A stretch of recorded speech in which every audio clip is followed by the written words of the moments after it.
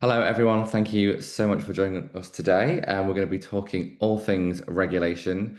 There's a lot of things happening in the world at the moment, so we know it's a real struggle for everyone to stay up to date with what's happening. So hopefully today will go some way to help that.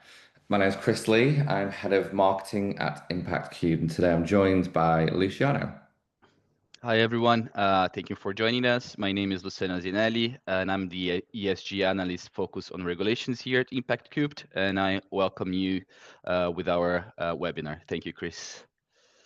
Great. So for those of you who may be a little bit unfamiliar with us at Impact Cube, I wanted to briefly just outline who we are very quickly.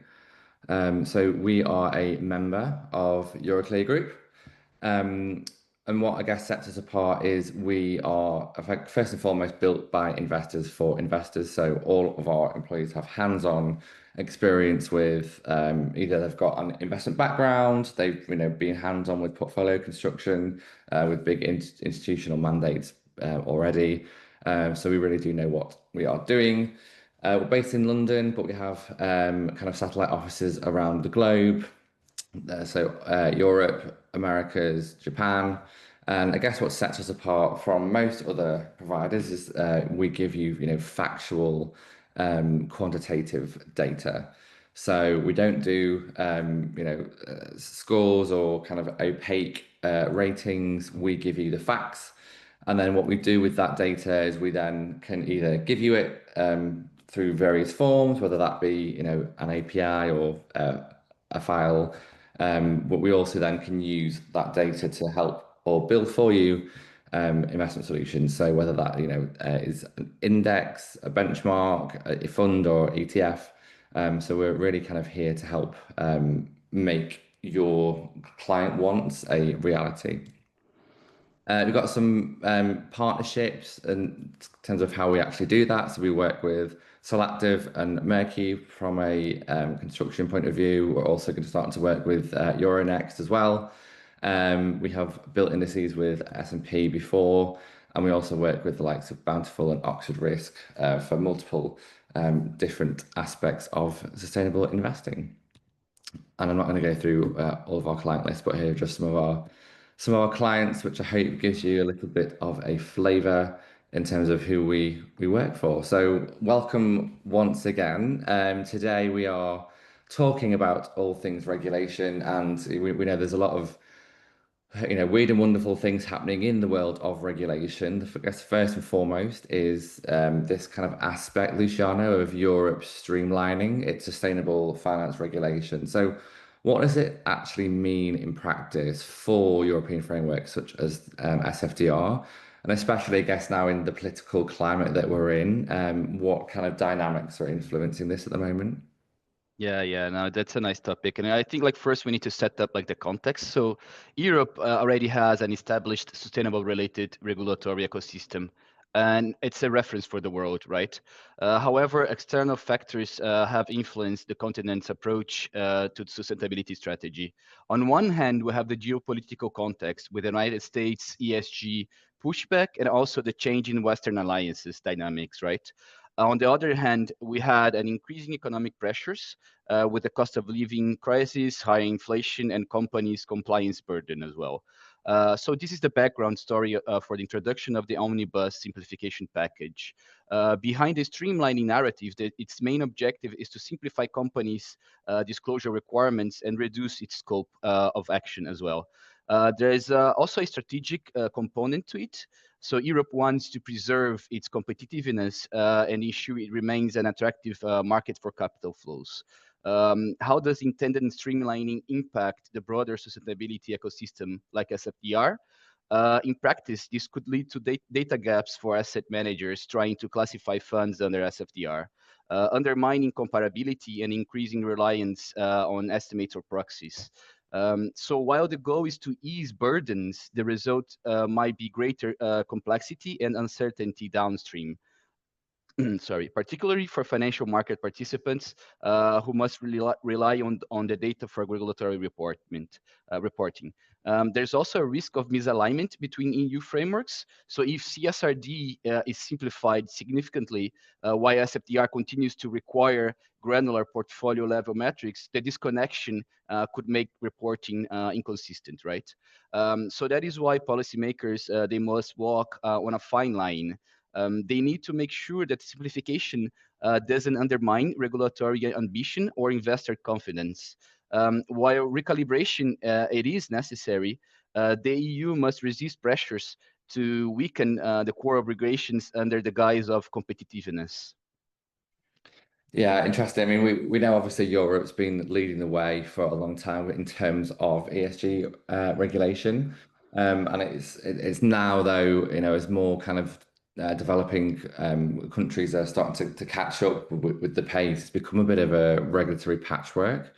We'll just say it as a side note, if anyone has any questions, please do submit them. We'll try our best to get to as many as we can. If we don't get to answer all of them on the call today, we'll definitely get back to you with the answers on the back of our postcard/email. We've kind of discussed Europe and the kind of changes going on, but how can investors possibly come to grips with this kind of patchwork that is emerging? We've got the US, we've got Asia, we've got developing markets. What can investors do to make sure they stay up to date? Yeah, I think that's a question that everyone makes at some point, right? So around the world, the regulators, they are clearly indicating a desire for interoperability in terms of sustainability disclosures. We are still not there yet. While many frameworks they share common principles, there's still divergent structure and language. For example, SFDR is set to introduce clearer product categories and possibly introducing minimal investment thresholds in its expected changes. Meanwhile, SDR already mandates product labels and requires 70% of holdings to meet clear sustainability criteria. It also includes a standalone anti-greenwashing rule, which makes it kind of a unique as well. And also we have ISSB, right? ISSB is quickly becoming a global baseline for sustainability disclosure, with over 20 jurisdictions already adopting or planning to align to its framework. This is creating a world of comparable but not identical disclosures, where the logic is consistent, but the execution is jurisdiction specific, right? And that's where the granular quantitative ESG data becomes essential. Because if you have asset level access to asset level data, you can map and reaggregate that data to satisfy the various frameworks that exist in the world, right? So instead of building individual systems for each regime, the most effective approach is to build a robust ESG data infrastructure with high quality factual metrics to give asset managers kind of like a compliance toolkit in which you can navigate across markets and frameworks because you have the raw material the regulators want. So the bottom line is that interoperability isn't just about regulation, it's about data. Regulatory frameworks will continue to evolve differently and at different speeds. But investors, they need to have access to granular ESG data. Investors that have access to granular ESG data will be ahead of curve, no matter which regime they operate under. Absolutely. So you've just mentioned ISSB. I mean, how does it compare in the sense of this aspect of materiality? So we hear quite a lot. Is it just financial materiality? Is it double materiality? Like where kind of does each regulatory framework sit in regards to that? Yeah. No, that's also a nice question because ISSB it's a hot topic. So ISSB standards they are known as IFRS S1 and S2. They represent the first global baseline for sustainability-related financial disclosures, and they aim to provide a common investor-focused framework to report ESG risks and opportunities, right? So both IFRS S1, which sets the general requirements for sustainability disclosures, and IFRS S2, the climate-related disclosure side, they apply principles of financial materiality, meaning that the companies only need to report on ESG topics that could impact their enterprise value. This is where ISSB differs from CSRD. CSRD uses a double materiality lens. In CSRD, companies report not only on how sustainability risks affect them, that's called the outside in, but also how they affect people and the wider planet and society. That's called the inside out bit. ISSB's single materiality model is often viewed as a more practical and globally scalable, especially for the financial sector, right? So it kind of mirrors how materiality works in traditional financial reporting, uh, in which if omitting the information would affect investor decision making, it should be disclosed. That said, countries adopting ISSB standards, they can adapt them to local needs. And we've already seen examples of this.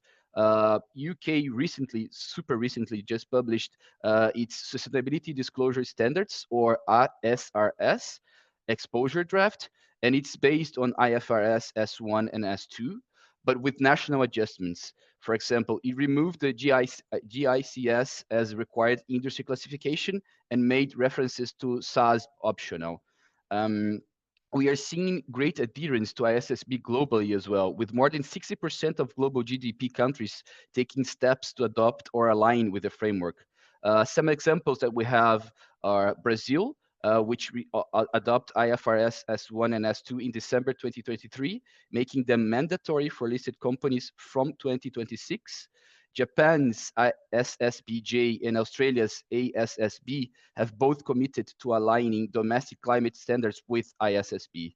Also in Hong Kong, has announced that all listed companies will report in line with ISSB standards from this year. This indicates a growing regulatory confidence in ISSB as the go-to international baseline, especially with IOSCO's endorsement, which gave national authorities a green light to adopt ISSB framework. But also adoption won't look identical everywhere. While ISSB is emerging as the global reference point, each jurisdiction can phase it in differently, right? And some tailor some aspects, and this variation needs to be monitored. Right. I mean, I think it goes back to what you were saying earlier about, if you have the granular kind of factual data, it's kind of you can be ready for kind of any one of these frameworks. I think so to make everyone's life a little bit easier, we'll be sending through a kind of like glossary of all this alphabet soup to everyone after the webinar. If you're watching on demand or on catch up, there'll be a box somewhere where you can put your email in and we'll send that to you.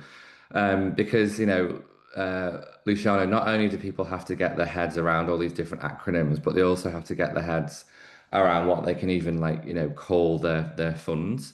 So with for example, ESMA guidelines and the UK's SDR framework, they're kind of starting to mandate what we can or what we can't include in fund names, whether it's ESG, sustainable, or impact. So much so that actually in Impact Cube's investment products, we've kind of renamed it iCubed because of that kind of again like regulatory hurdle. So kind of what thresholds or criteria do funds have to meet in order to be able to use some of this terminology? Yeah, of course. I think this is really important. So we've had recent changes to ESMA's new fund naming guidelines, and also recently SDR introduced its fund naming rules as well. So I think it's important to go through the technicalities of each, right? So both the EU and the UK, they have introduced these new fund naming rules and market related to marketing of funds as well. So the central goal is transparency, right? Regulators, they want to ensure that if a fund uses sustainability related terms in its name, the underlying assets, they genuinely reflect that. So this is about protecting normal, non-expert investors, retail investors, people choosing funds based on their names, right? So a bit of the technicalities of each fund naming rules. So ESMA fund naming guidelines, they went in force on May 21st of 2025. So under the new guidelines, any fund using ESG or sustainability related terms in its name, they must meet a minimum investment threshold and apply portfolio-wide exclusions, right? So the core requirement is the 80% rule. So what that is, it means that at least 80% of a fund's investments must be aligned with the ESG characteristics or sustainability objectives implied by its name. There are three categories, which is each with a specific exclusion rules. So category one, um, they are about more strong sustainability related terms. So names with the terms like environmental, impact, ESG, they must apply exclusions based on the Paris aligned benchmark or PAB. This means no exposure to companies engaged in coal, oil, and gas expansion or significant GHG emissions, right? So category two, it's related to terms like sustainable or responsible. Funds with that carry this name, these terms, they must apply also the PAB exclusions and also commit to a meaningful allocation. So it's currently interpreted as 50% to SFDR defined sustainable investments. And also it needs to meet the do no so significant harm and good governance criteria. The third category is related to transition related terms. So names with transition, adaptation, improvement, and so on. They must apply exclusions aligned with the climate transition benchmark or CTB, which are slightly less stringent than the PAB. So ESMA also clarified that for funds using impact, there must be a measurable and intentional positive sustainability outcome, not just aspirational language. So funds not meeting this criteria, they may need to either change their investment strategy or remove the ESG related wording from their names. So this is ESMA, right? So let's go into the UK's SDR naming and marketing rules that's been enforced since April 2nd, 2025. So the FCA introduced the fund naming and labeling rules as part of the broader SDR framework. So to carry out one of the four labels, a fund must have at least 70% of assets invested in sustainable investments aligned with the stated sustainability objective, right? In order to be also, they also need to be able to provide ongoing evidence, and this is like a really good concept that differentiate SDRs than other frameworks. Is evidence-based. They need to be able to provide ongoing evidence and disclosure requirements, including stewardship, escalation, and KPIs. So FCA's anti-greenwashing rule applies to all firms and prohibits vague or exaggerated sustainability claims, including those in fund names and marketing materials. So there are some supervisory expectations from regulators. So regulators, they view the fund names as a frontline risk area for greenwashing, right? Naming is often the first and sometimes the only signal a retail investor sees. So the role of granular ESG data to comply with these new fund naming rules is essential. So to meet the naming thresholds and defend the ESG claims, asset managers must rely on high quality and asset level data, ESG data, so really granular. For example, proving that 80% of a fund is aligned with the ESG criteria under ESMA, or that 70% of assets, they do meet the sustainability label test under SDR.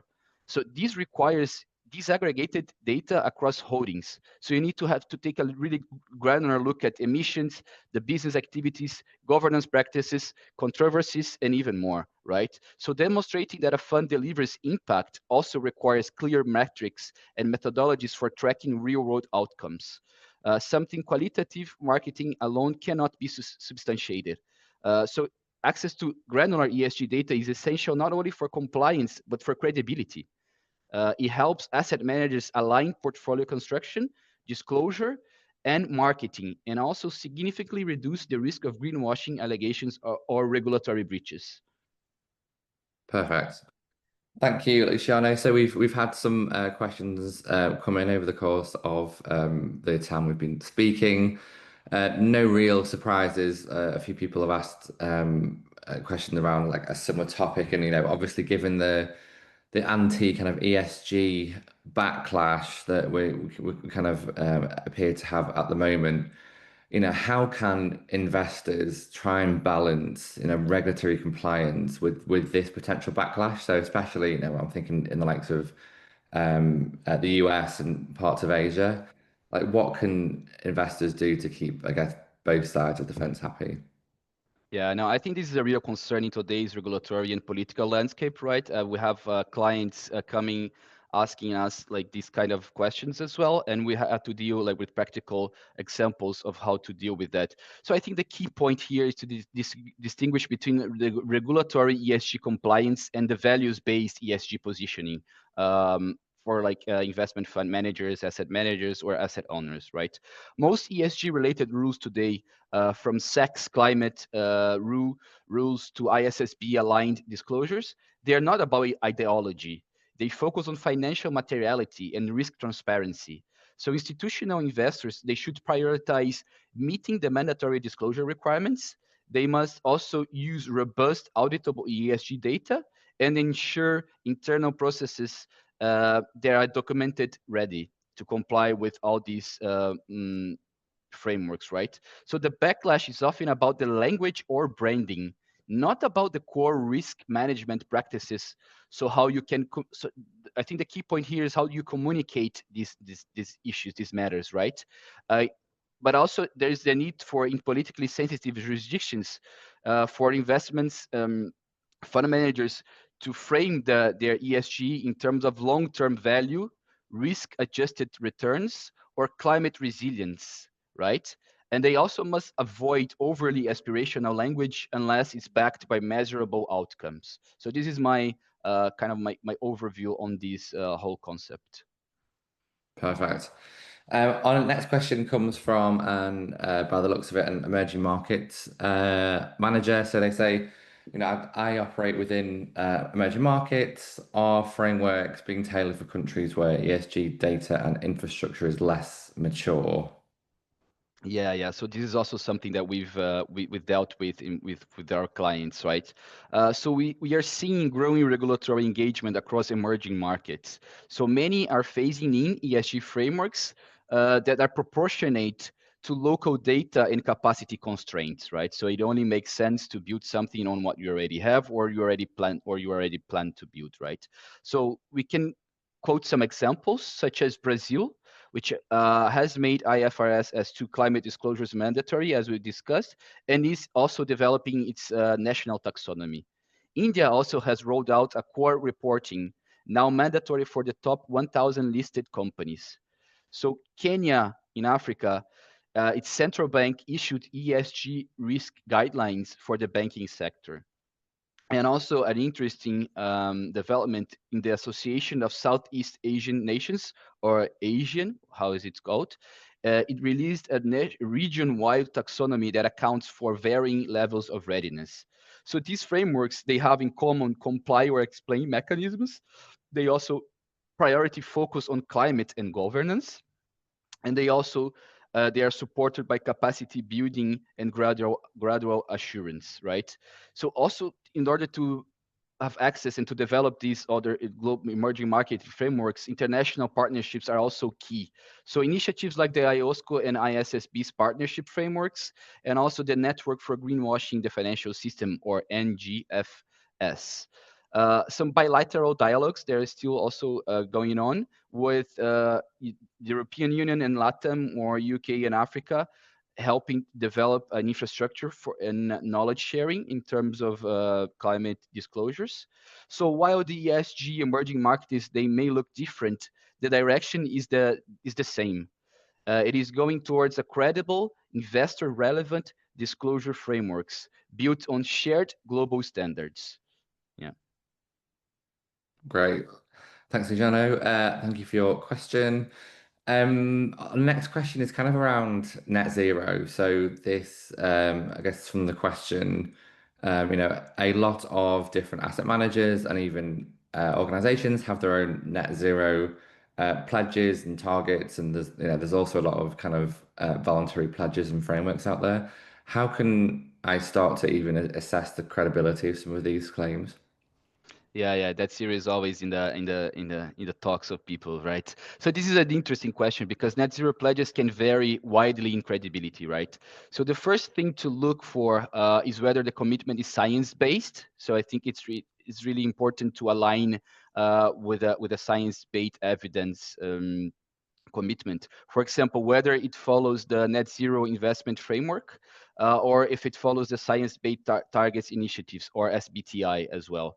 That's often it's based on robust methodologies. Second is to check for targets, especially for 2030, right? Long-term goals without near-term plans are often red flags. My third suggestion would be, does the fund disclosure scope 3 emissions as well? Does it include engagement and divestment strategies and report annually on progress? So this is also something that it's good to keep an eye on. So regulators, they are catching up to, for example, in the UK, the Transition Plan Task Force guidance is becoming a reference point. So globally, ISSB standards, they also require clear disclosures or climate targets, assumptions, and progress. So while the pledges are still often voluntary, the market is pushing toward a more standardized and auditable transition planning. I think the whole point is to back up your net zero targets on robust methodologies and frameworks such as SBTI and the NZIF. Perfect. And we've talked so far quite a lot about climate, but we've got a question here on biodiversity, and are there any regulatory development or changes with regards to this kind of specific risk? Yeah, I think biodiversity is becoming also a hot topic. So nature is rapidly becoming a priority for companies. So the key initiative here is the Task Force on Nature-Related Financial Disclosures, or TNFD, which published its final recommendations in late 2023. These are voluntary for now, but several jurisdictions like France, the UK, and Brazil are looking into integrating TNFD principles into national frameworks. So the EU CSRD under its ESRS E4 standard already require biodiversity and ecosystem disclosures. And also the ISSB is considering a future framework covering nature and social capital. Um, Also, we are seeing financial institutions beginning to map nature dependencies, such as water use in agriculture portfolios and data centers construction or deforestation risks in supply chains. So biodiversity is moving quickly from a soft issue to material in financial risk. Perfect. So I think we've just got time for one more question before we wrap things up with maybe a little bit of a future look. This last question is quite an interesting one. It's kind of around private market. So, as they continue to grow, and as we're seeing impact huge investors are increasing that demand for more private market coverage. Is regulation, do you think, still focused on listed assets, or are we going to see, more stringent regulation in the private space? Yeah. So this is one of the most pressing gaps that we have in regulatory landscape. Historically, sustainable finance regulations like SFDR or TCFD, they were designed with public markets in mind, in which disclosure obligations and investors scrutiny are higher. But regulators, they are now expanding their scope. So they have intentions to expand action to private markets, right? For instance, UK SDR applies to portfolio managers or private funds, and the US FDR doesn't exclude private equity. It applies at both entity and product levels. What's missing is often transparency at the underlying asset level, especially in infrastructure or real estate. So, yeah. Absolutely, and I know at Impact Cubes we get asked for private asset coverage increasingly. So it is something that we are working on, and we actually should be in a position to announce something exciting shortly. But in the meantime, why don't you just give us a bit of a future look? So, where do you think things are kind of headed, and kind of maybe just leave us with some hopefully some more optimism for the future. Yeah, sure. Thank you, Chris. It's always, uncertain on these developments. So we still have like a few that we can discuss, and we already touched a bit. So under SSB, the what is expected is that they won't stop at climate. So we expect the work on expansion, probably for other topics, right? Expansion on other topics such as biodiversity and human capital. They are keeping the single materiality lenses, which is it's the distinguished approach. But I think that in 2025, the SSB, they are prioritizing supporting adoption under other jurisdictions. So the main goal is to get more countries to align their climate or financial disclosures under ISSB's framework, right? We also have the SFDR 2.0, so some revisions that I already touched a bit in the webinar. So some of the key expected changes is the shift from is more an integration of more like product labeling, kind of like mirroring what SDR is doing. They're also putting up like more mandated KPIs for product categories, such one of them such as the introduction of the investment thresholds. Under SDR here in the UK, the future scope and even though they stopped the rollout for portfolio managers, so the expected change in the future is to start again this rollout for portfolio management companies. We can also talk about a few um, more broad themes such as blue economy and ocean linked finance, right? So the ocean economy is becoming material to climate and biodiversity finance. Investors, they will soon face expectations to disclose marine impacts and dependencies, particularly in sectors like shipping, seafood, offshore energy, and coastal infrastructure, right? So this is also one of the areas that we've been looking at and seeing some regulatory developments. There's also a lot going on in transition plans and climate adaptation disclosures. So climate resilience is emerging as a regulatory expectations, not just as an SDG goal. Investors, they will need to show how their portfolios are aligned with credible transition plans, not just focused on mitigation. So adaptation and transition finance and plans, they are becoming also a key point for regulators globally. We also can talk and discuss a bit about nature and biodiversity integration. So there are some key developments such as the TNFD final framework, the SSB exploring the systematic standard expansion for financial disclosure, and also with CSRD, ESRS, E4 that touches on biodiversity, right? So, and some other points that we can touch is the Brazil and ASEAN nations. They're also launching their own nature finance taxonomy that will be piloting jurisdictional landscape reporting, right? And to finalize, we can also touch on a really hot topic lately, is the relation between ESG and the defense sector, right? So now we are going to a normalization debate. So the EU Parliament, it's already debating in the inclusion of classifying defense under social objectives in taxonomy. There's a lot of contestation and arguments on this topic, as you can imagine, right? And NATO and member states, they are calling for sustainable finance also to support resilience industries, meaning that they want to direct financial flows to the defense sectors, and they want it to be included as a social objective, right? Some asset managers and national regulators, for example, in Poland or in France, they are arguing that defense should not be excluded from ESG strategies by default, but it needs to have more nuanced approach, right? So there are no regulatory consensus yet, but likely we will see sector-specific guidelines or social taxonomy reboots under the new commission by 2026. So these are the main topics that we are expecting developments, and we are keeping an eye out. As I said, it's often hard because regulations, they tend to move in a fast pace, but we are prepared here at Impact Group to keep you guys updated on all things regulatory related. So yeah, thank you, Chris, and thank you everyone. Great, thank you, Luciano. That's all we have time for today. Thank you again for everyone for joining us. We will be answering any questions we didn't get around to answering via email, so keep your eyes on your inboxes.